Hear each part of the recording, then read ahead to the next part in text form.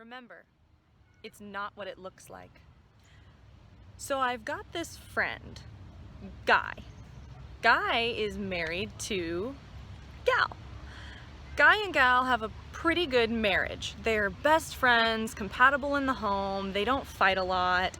They've been married for a few years now. At work one day, Guy gets assigned to work on a project team with one of his coworkers, Sheila. So Guy and Sheila start working together on a pretty routine basis, and they become close work friends. They talk over lunch breaks, they sit together a couple of times at end of workday outings for drinks.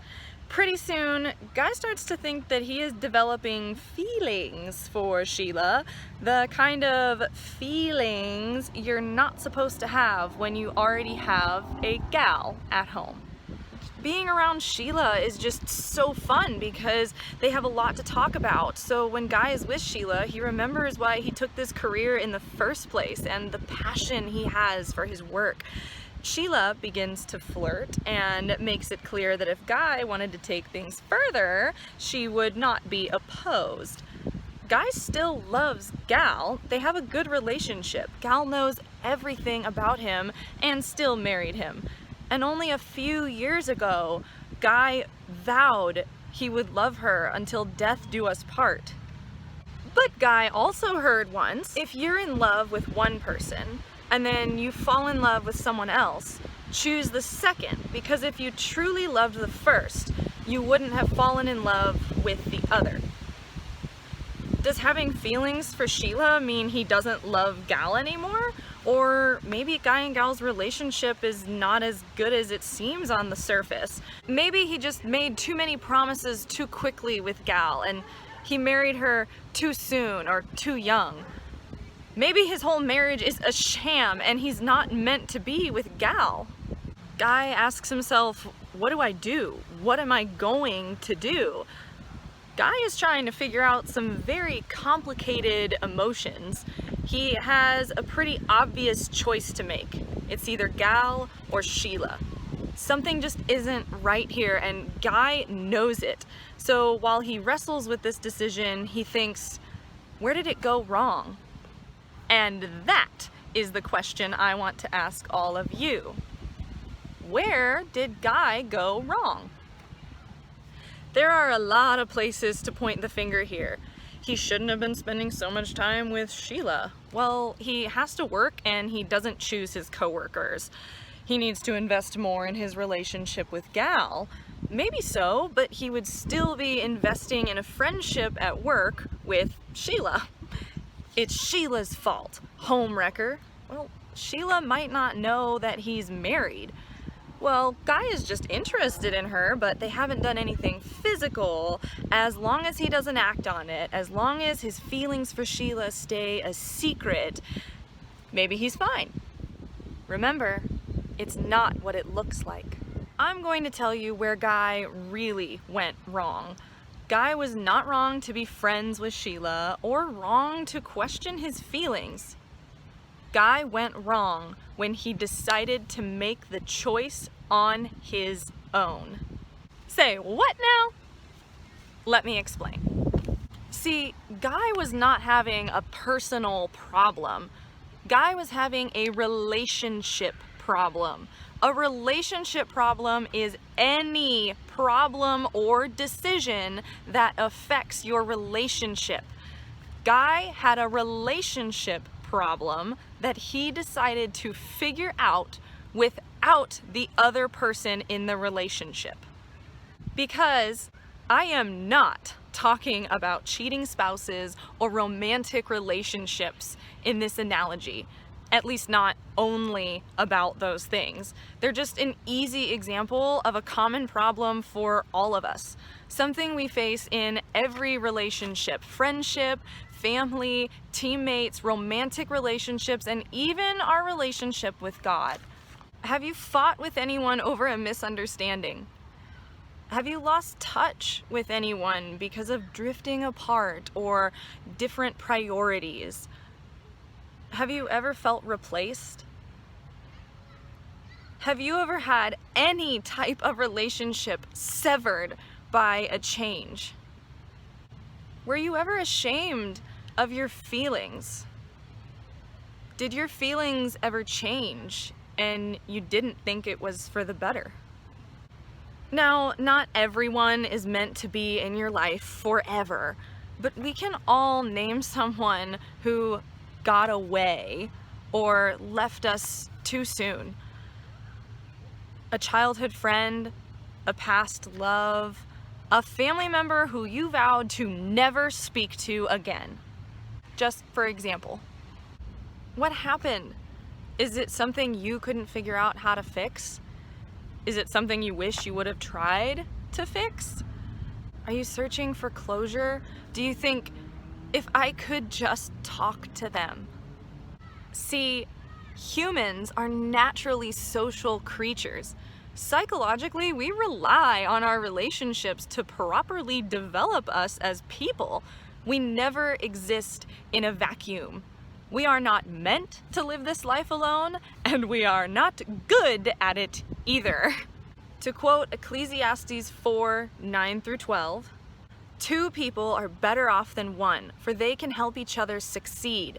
If one person falls, the other can reach out for help, but someone who falls alone is in real trouble.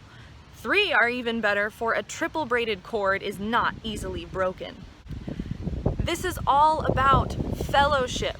Why are you trying to figure out something on your own when there is somebody else who can help you?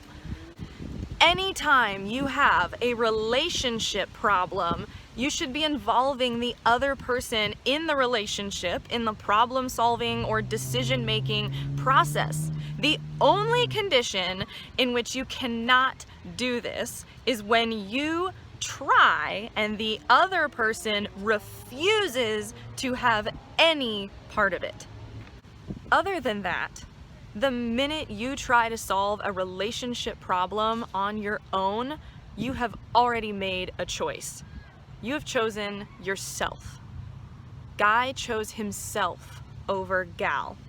You have not chosen love because love is selfless, so it invites other people in, but you shut them out. And in doing so, you have limited your own possibilities. Two heads are better than one. I repeat, two people are better off than one, for they can help each other succeed. The other person might have a solution you hadn't thought of. They might know something you don't. Besides, a relationship is two people working together. When you decide to work things out alone, you lose the possibility of repairing that relationship because you're missing the other half of that relationship. Understand this. There are people in your life for a reason. In a healthy relationship, you should never be afraid to ask questions or have doubts or temptations. We are humans and we live in an imperfect world. In any relationship worth having, there should be unity. Unity comes through open, honest, vulnerable communication. Even if something might hurt or upset the other person. Ephesians 4:2-3 says, "Be patient with each other, making allowances for each other's faults because of your love, binding yourselves together with peace." We are always going to be imperfect people loving imperfect people. But if we are choosing to love, then there is nothing that can break us apart. If Guy tells Gal the minute he starts having doubts and wants to have an honest conversation about it, where they make a decision together about their relationship, then they have a chance. He won't get in too deep or get caught in a web of secrets and lies or have a fight later on about a misunderstanding. Because instead of being selfish and thinking about what's best for me in this relationship, what am I getting out of it, what are my feelings telling me, he asked, what's best for us in this relationship? Let me go see what Gal thinks. He is choosing love. It might hurt Gal a lot to know that Guy has developed feelings for another woman, She might get angry or cry at first, but if ultimately gal listens to what guy is going through, if she is patient with his imperfections, making allowances for his faults, then they can build an even stronger bond. Now, some of you might be asking, what about Sheila? Well, what about her? Love is not a feeling. Sheila and Guy might have feelings for each other, but feelings will change when your choices and your actions do. Who is the other woman in your life? What thing, job, feeling, anxiety, person, life change, hobby, or anything else is draining a relationship that was fulfilling? What temporary thing is stealing your forever?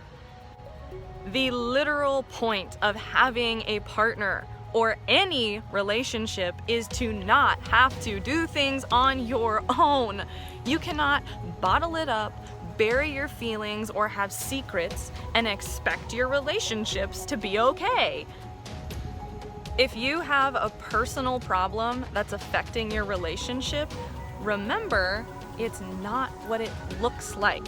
That is a relationship problem, and you will not win if you fight it alone.